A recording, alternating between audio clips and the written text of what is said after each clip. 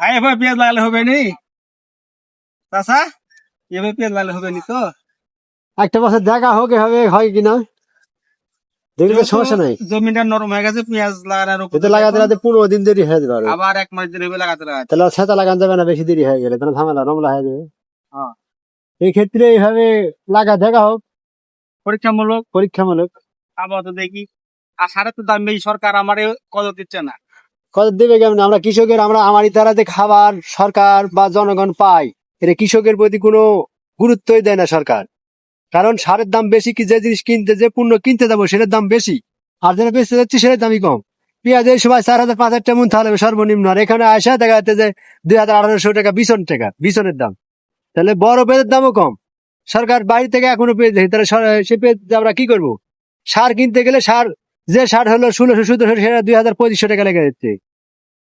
এই ক্ষেত্রে তো আমরা আবাদ করেও শান্তি পাচ্ছি না। কৃষক যদি এভাবে অবহেলায় পড়ে তাহলে কৃষক তার আবাদ এভাবে করবে না। কৃষকের দ্বারা যে জনগণ খায়, সে সরকার গুরুত্ব সবসময় অবহেলা করে ওই কৃষকের জন্য। আমরা চাই যে সরকার আমার এই জন্য সবসময় সার কীটনাশক যেটা আমরা ক্রয় করি কৃষকের যেটা লাগে, সে সবসময় দাম যাতে যেটা সীমাবদ্ধের মধ্যে রাখা হয়, পণ্যর সাথে যাতে মিল করে রাখা হয়। এরা আমরা সরকারের কাছে দাবি আমারই কৃষকের।